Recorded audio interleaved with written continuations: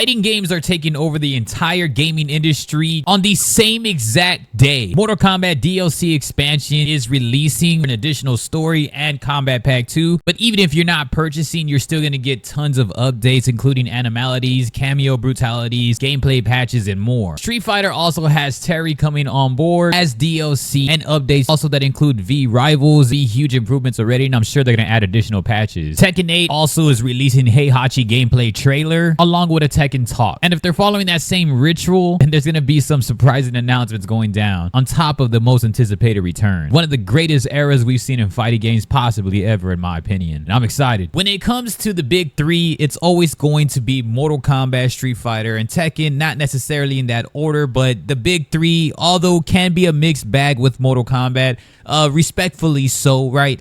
Again, I make that my hierarchy and my like actual, you know, just everything, just your Mount Rushmore of fighting games. You always got to have that big three there just due to what Mortal Kombat has done as a brand. A lot of people like to take off Mortal Kombat due to the competitive notion of it, the competitive scene, but Mortal Kombat, what it's done as a brand into the casual audience, up until these last two games had been monumental, a legendary run, right? We had the arcade era, 3D era, then you had the NRS era, which MK11 and MK1 haven't been amazing. But again, big three, Mortal Kombat, Street Fighter 6, and then you have Tekken 8 really announcing all of this stuff and giving us all this content all in the same year, the same day now. Now, these games all released within 11 months, y'all. 11 months. That's insane if you're a fighting game fan. Within 11 months, we got the big three. I'm going to always just call it the big three. Now, again, comment below if you want to let us know. But Mortal Kombat remains on that big three just due to our community tabs. I hold tons of Mortal Kombat polls. Usually, Mortal Kombat is usually the most popular when it comes to voting, when it comes down to other scenarios. Just go check that out. Get involved. Subscribe. Drop your comments because I love to respond back. I always do. You'll see me getting involved too, man. I love actual debates and insights and what y'all think, man. So yeah, when we do that, aside from MK11 and MK1 not really being as great, in my opinion, I still don't think gameplay, it lives up to that MK9, MKX, of course, and then Ultimate MK3 vibes in terms of just the aesthetic, but it's still very, very monumental regardless. They're doing all of this. Now they're releasing everything on the same day, which is crazy. It's mind-blowing. These fighting games, it's like, man, we are very, very spoiled right now. Now, it takes a long time for this moment, man. So we have to be enjoying this moment a lot more. I love to spread awareness on this channel because it has taken, I had been around since the arcade era. I'm old. So I've been around since the arcade era, and that was the last popular era of fighting games. Throughout the time, it's kind of just been its own quote-unquote niche, which is true to this day. It doesn't get half as much viewership as like other mainstream games like Call of Duty and all of that, and where like the type of stuff can really change your life overnight, whether it's income and winning stuff. But if you're consistent at it, fighting games we can eventually scratch and claw our way out of it, knowing that we can just stick to the structure of just playing games, right? That's what we love to do. So MK1 releasing this Chaos Reigns same day. And then you got Street Fighter 6 Terry, including the V Rivals, right? And then you got Heihachi. Let's break it down. So MK1 going first. It released back a little, it just passed their year anniversary. Now we got year 2 coming around. It was hype, it's ready to go, but now it kind of went, and then it's getting back up to that hype because they're starting to patch a lot more stuff.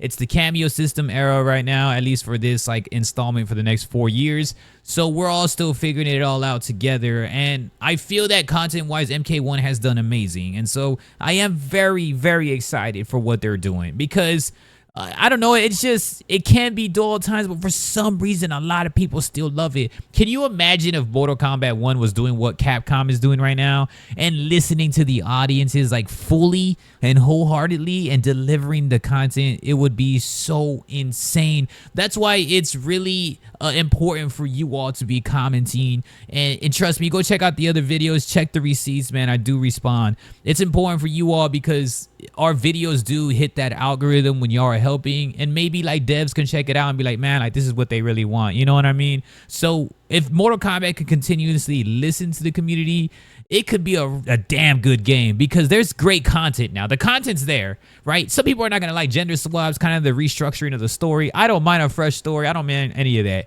But what I do mind is that gameplay really go back to that broken freedom type of mix-up, aggressive gameplay that we loved in Mortal Kombat 9, Mortal Kombat X. And if you want to talk Dinosaur Ages, Ultimate Mortal Kombat 3, or the trilogy aspect, those are like the speed 2D movements that we loved. And so having 11 and 1 back-to-back has been like, but again, this content is great. There's a lot of stuff, man. The cameo brutalities, I named them all in our previous videos. And then you have just so much animalities coming around. These are free. These are free, so you're going to be good. Even if you don't want to purchase it, if you're like, nah, I'm not going to do this right now, it's too much money, you're still going to get tons of updates and patches anyway. So at the end of the day, that's still good content. And Mortal Kombat's still giving away free skins right now. So aside from that massive hiccup that they had, which was stupid, by the way, where they're charging for those fatalities, those holiday fatalities, MK1 has been pretty solid, but I feel they just dropped the ball early on, that it just kind of scared off all the casuals as they're trying to scratch and claw their way back. Again, back to casuals, though.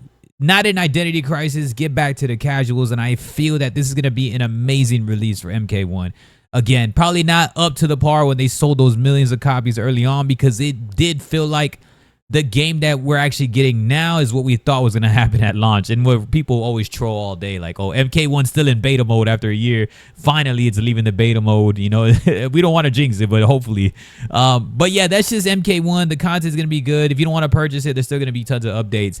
Then we kind of like leeway ourselves towards Street Fighter 6, which I was mentioning earlier, that Capcom has been listening heavily to their consumers. So MK1, please, and I'm going to keep referring back to Mortal Kombat, because you're going to see why. Capcom listens to the consumers. They're giving us in-between content, tons of games, spin-off games, the Marvel vs. Capcom collection. They're giving us the Capcom Fighting collection too next year. And then they have the Terry crossover. They're bringing up and collaborating with SNK. And then they're doing, just listening a lot when it comes to patches. They're releasing the Juggernaut glitch on purpose, just because it's a broken aspect, and they're doing it on purpose because they know that's what their fans want. That's what we're trying to say with Mortal Kombat 1. Break the game so you can have fun. But yeah, Capcom with Street Fighter 6 and Terry coming around, that's going to be insane. And then they have the V-Rivals mode, which also is in similarity to what Tekken 8 is doing with Ghost Battles, and having that AI in multiple ranks. You can pick different ranks on these habits on how people actually play ranked online. It won't be the exact, but it's like AI trying to pick up most of the criteria of what they're doing on ranked, kind of gathering it all up and making its own format of it. But you could actually choose the ranks and go against it. So that's going to be cool for people that, like me, that's still training in certain characters of Street Fighter 6. The V-Rival is going to be huge. They did update the replay menu a lot too. And I'm pretty sure they're going to have a lot of patches and a whole different tier list coming around. So I can't wait for all. I think all three games are going to have that at the same time. So I don't know. We just got to step back and see. But Street Fighter 6, listening to the consumers, is insane, because what they're doing also, and I want to refer back to Mortal Kombat, was that they did, first of all, the actual AI aspect is what I'm hoping for in Mortal Kombat 1, because in Chaos Reigns, we're getting Towers of Time. And so with Towers of Time, hopefully they start making all different types of difficulties and eventually get into that AI structure that Street Fighter 6 and now Tekken 8 are both doing. You know what I mean? Or maybe they can bring in their own simplified game mode, even though Mortal Kombat's already fairly simple. Maybe they could help out, bring the casuals on having, like what Tekken's doing with special style, what Street Fighter 6 is doing with modern controls, and then maybe Mortal Kombat has their own simplified style, or AI training, or maybe practicing in between ranked matches, right? Like stuff like that, like little quality of life stuff also can help out huge with MK1.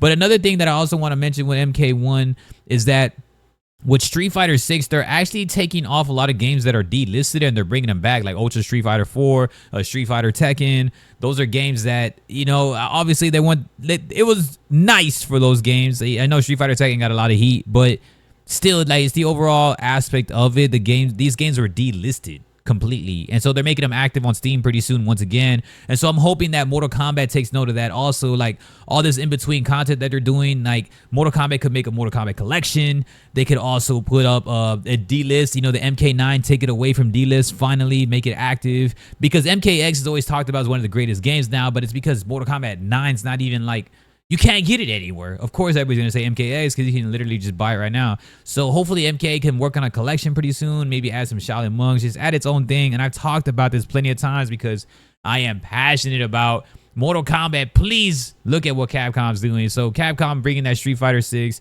Terry helping out SNK with crossovers and collabs, uplifting that, doing the MVC collection, breaking the game on purpose. I hope Mortal Kombat can take note, maybe break the game on purpose, bring on a collection, take out MK9 from being delisted. So much great stuff that could be happening, and it's there because these games are all releasing things on the same day, so there is inspiration somewhere. So I hope Mortal Kombat continuously listens to consumers and gets inspired and just wants to really take that leap of content. And they're doing it. They're drip feeding. They're getting there. But let's see how long they take. So that's MK1 and Street Fighter. This is all on September 24th. Then we got, lastly, we got the Tekken 8, the Heihachi trailer, the gameplay trailer, which is massive. I know a lot of people were kind of mixed about this also, about him returning. But at the end of the day, like, that's just a monumental character. You have to bring somebody like Heihachi on board. And when you have the DLC actually is not too bad, man. I'm thinking it was pretty fresh. You know, you had Eddie, Lydia, Heihachi. So Eddie and Heihachi alone, I think those are dope-ass DLC to bring on board. And they're going to have a Tekken talk after that. So I'm pretty sure it's either going to be like a patch announced, something going to be announced, and something that's going to bring on board. But for some reason, they all choose this September 24th day to do this. And it's insane. That's cool for like all areas, whatever game you like. It's just so many directions that you can look into when it comes to these games. So the big three doing things and hopefully inspiring each other. Capcom at the helm of it because they are really listening to consumers. Tekken 8 is getting better at the plugin and trying to help out with all that stuff. But Heihachi coming around, I'm excited for gameplay. I want to see how he plays. I know a lot of people that have been playing Reina all this time are going to probably switch over to Heihachi finally to really grasp onto that. You know, Heihachi is just as monumental. You know, Kaz, Heihachi, Jin, those are like our Scorpion, Sub-Zeros, you know what I mean, Johnny Cages. So you have to just have those characters. Those characters are just known for the game, or even vice versa, right? These characters are carried outside the game, right? Like Kaz having, you know, everything in Smash Bros and everything like that. So it's what makes these games. And so I'm very excited for the Heihachi. But the big three of fighting games giving us massive content, y'all, is by far one of the most inspiring things ever. It is something where I'm just like, damn, like this is so cool to be living. We're living in one of the greatest eras, if not the greatest fighting game era ever. These installments are going to be out for years. So it's crazy that they all released around the same time. They're all releasing content on the same, not just year, but on the same day. So it's so cool to really have all that. And somebody like me who has these games on rotation, it's like, it's cool to just see all of them kind of inspiring and competing with each other on where to keep their audiences and who's doing what. It might maybe force a little pressure on Mortal Kombat to actually start listening to us, because we all love Mortal Kombat still, even despite how nasty the game had launched and how like it was just terrible at first, man, the servers and everything like that. And we still love the game no matter what. And it's crazy because if Mortal Kombat could take inspiration from Capcom, hell, even Tekken 8, it's gonna be insane if they can really like double down on that. So I am excited. I hope this MK1 Year 2 is great. Street Fighter 6 Terry is gonna be freaking legendary. SNK coming on board again, like Fatal Fury, you know, City of the Wolves gonna be announced and all that. So there's probably gonna be even more fun stuff for that. It is fighting game freaking legendary moves. It is the ultimate results, the ultimate thank you and love letters. All these characters that we've loved in these fighting games are all literally right here, man. And it's so cool to see. And I'm excited, man. Y'all let me know your thoughts. Again, your comments do help. Your insights do help because it does help push the videos in this algorithm. And I do post on community tabs. I get back to you all. And I do a lot more because I just love discussing the fighting games. And I just love this era that we have right now. You know, I wouldn't say we're spoiled, but we're so damn lucky to have all these games floating around because these are games that I grew up on that are still popping today, man. And maybe the devs will come by our videos. Our recent videos have been getting pretty good viewership. And so maybe the devs will come around and they listen to y'all's voices. We are the voice. We have to push these games to like have fun, being one of the most quote unquote niche community, man. So I appreciate y'all. Y'all have a good one and peace.